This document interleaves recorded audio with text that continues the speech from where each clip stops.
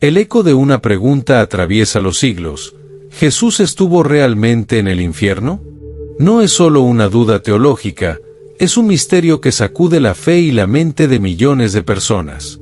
Este tema ha sido evitado, suavizado o cubierto por capas de interpretaciones cómodas.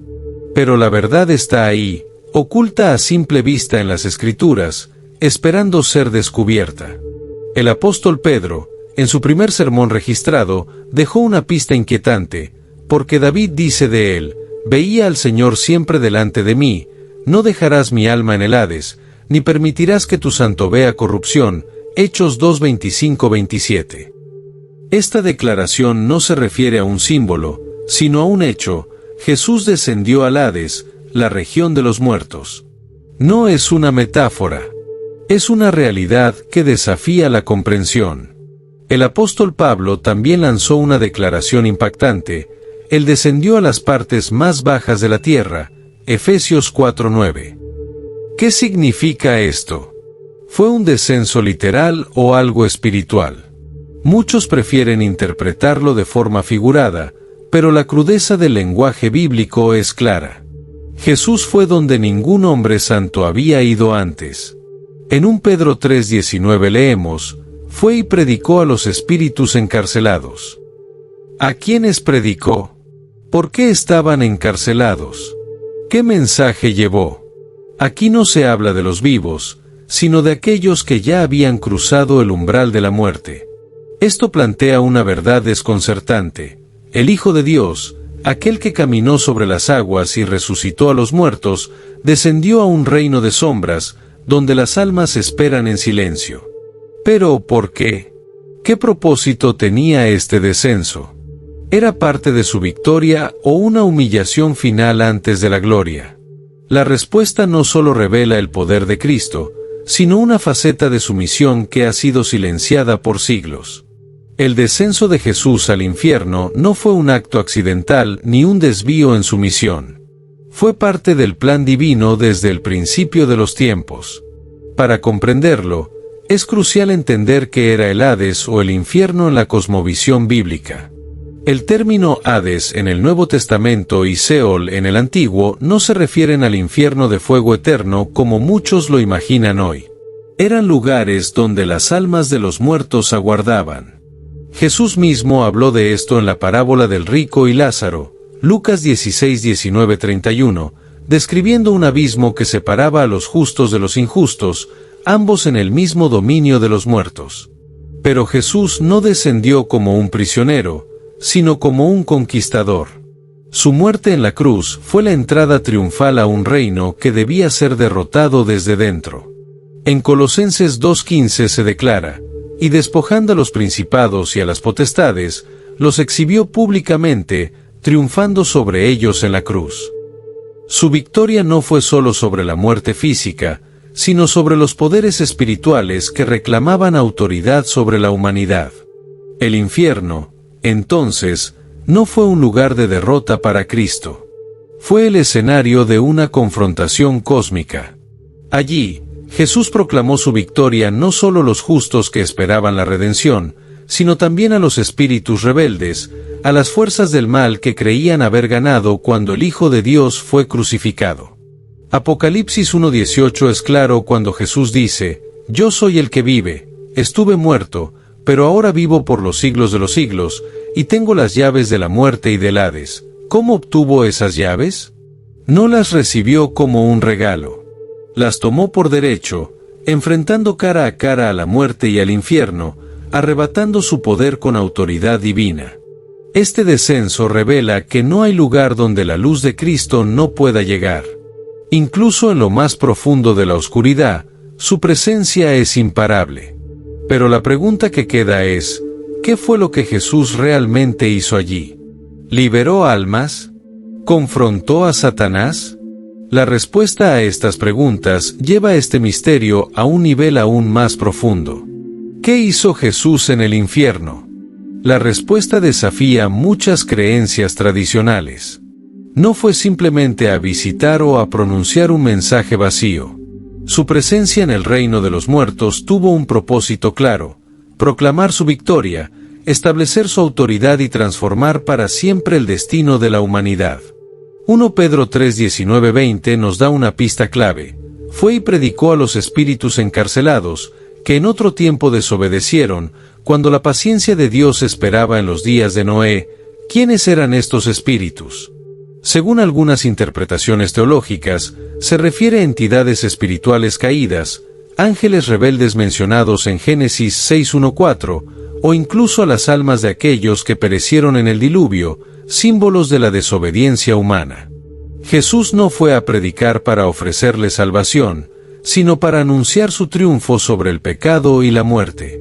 Este acto no fue una súplica ni un intento de redención para los caídos. Fue un decreto de poder. En el original griego, el término predicó es keruso, que significa proclamar como un heraldo real. Jesús estaba declarando una victoria irreversible. No fue una batalla física, sino una confrontación espiritual en la que dejó claro que la autoridad suprema ahora le pertenecía. Pablo lo resume con contundencia en Filipenses 2:10, para que en el nombre de Jesús se doble toda rodilla de los que están en los cielos, en la tierra y debajo de la tierra. Ese debajo de la tierra no es un adorno poético. Es un reconocimiento de que incluso en el dominio de la muerte, toda rodilla debe inclinarse ante Cristo. Algunos piensan en el infierno como el dominio final de Satanás, pero la Biblia nunca lo presenta así. Es un lugar de juicio, y Jesús no fue allí como un condenado, sino como el juez.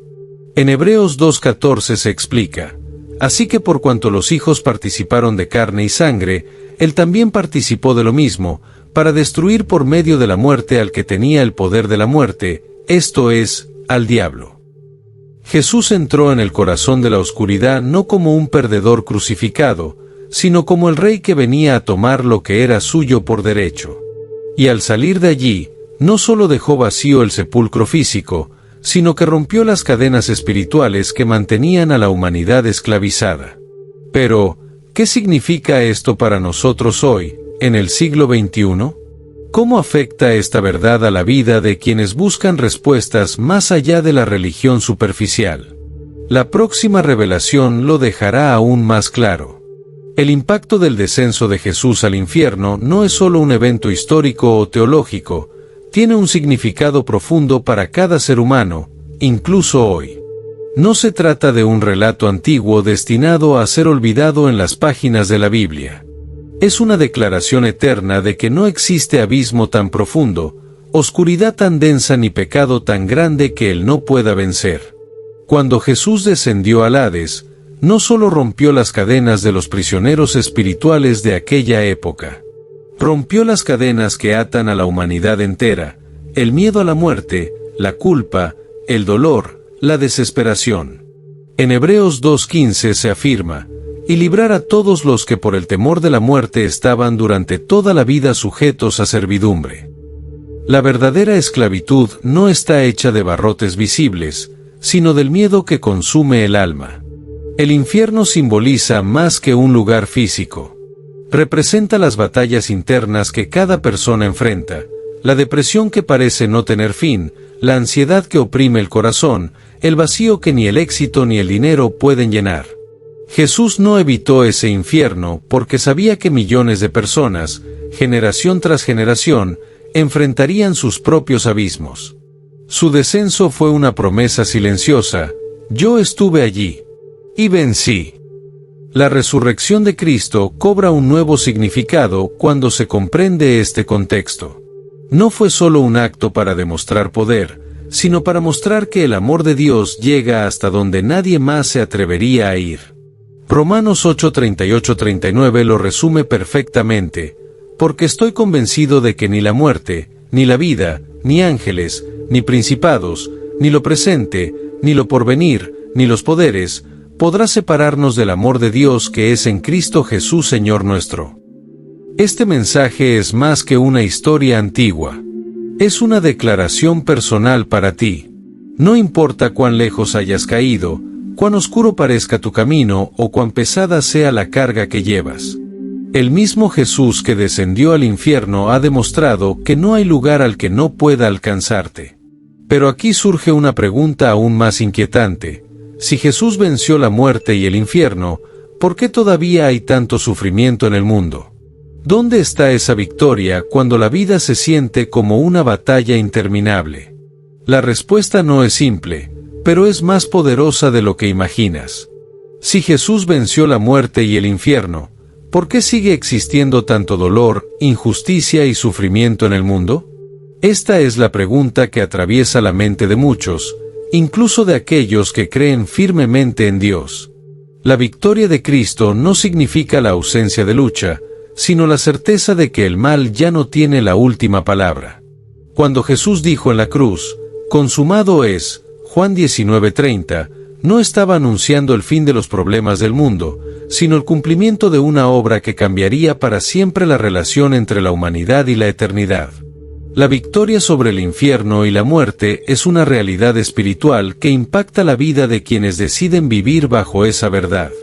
El sufrimiento que aún vemos es el eco de un enemigo derrotado que se niega a aceptar su final. Es como la sombra de un gigante caído que intenta asustar, aunque ya no tenga poder real sobre aquellos que conocen la verdad.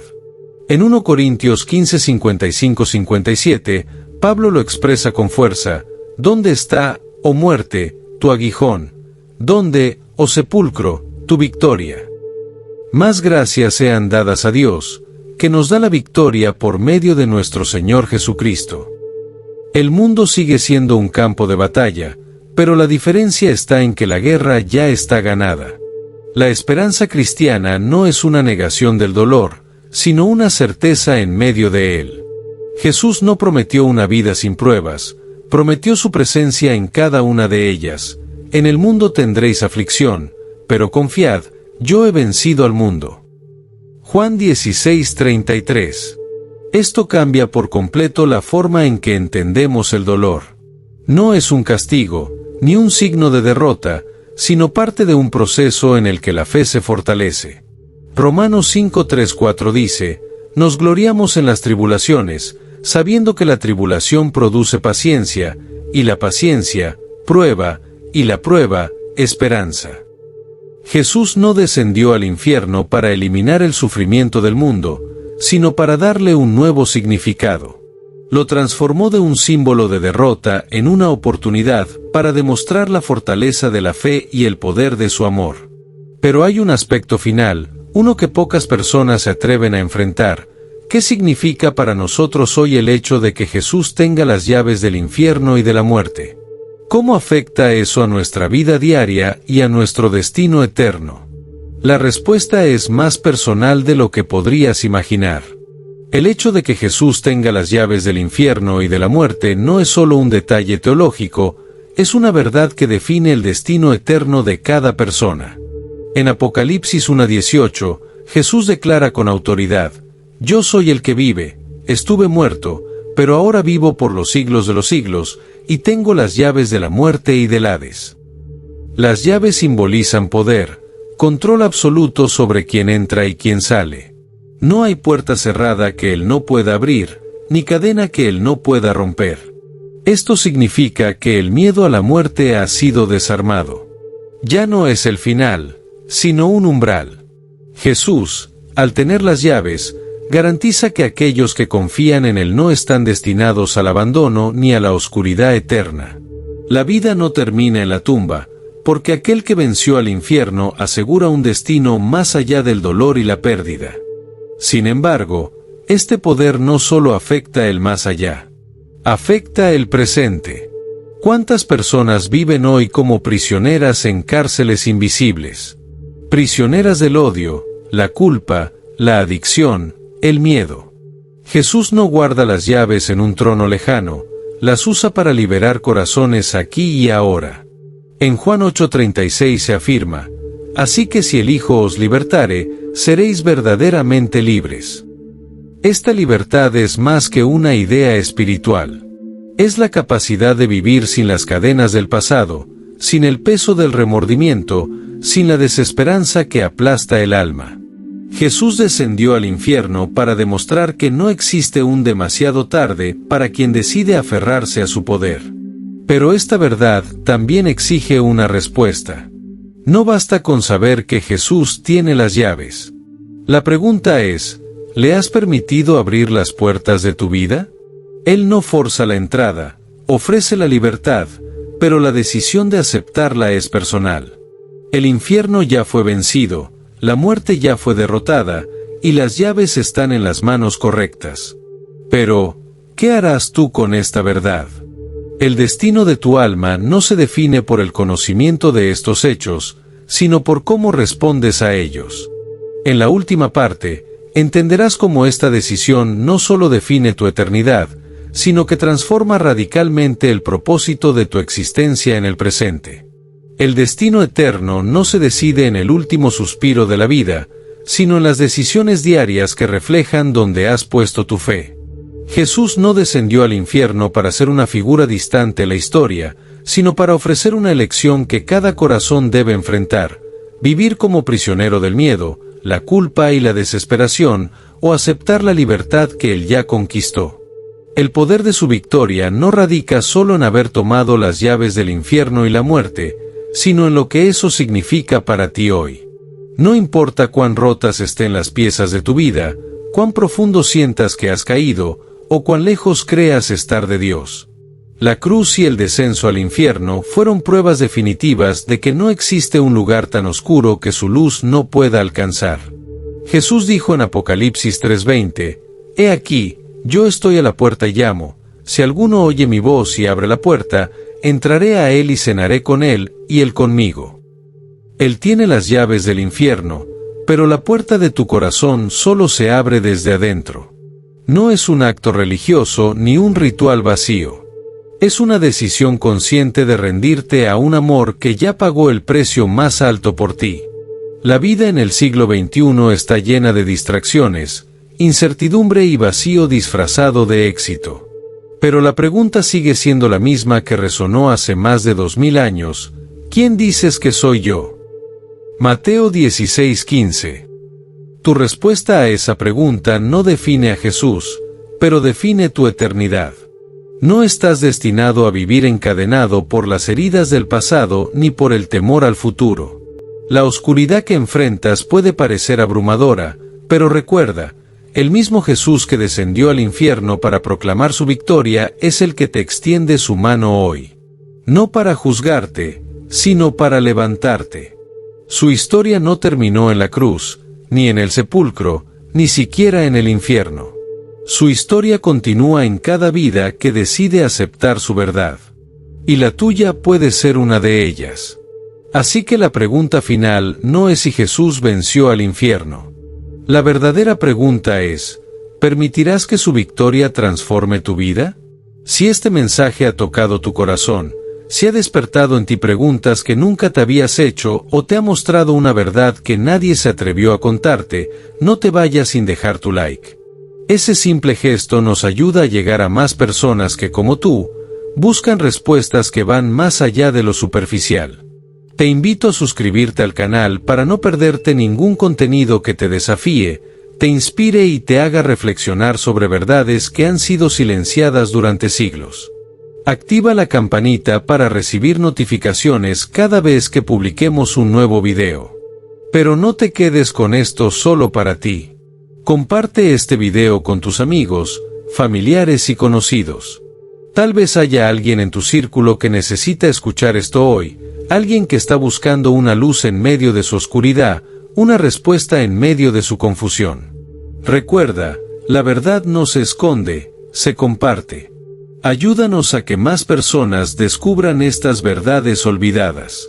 Nos vemos en el próximo video, donde seguiremos desentrañando los misterios que muchos prefieren callar. Gracias por ser parte de esta comunidad.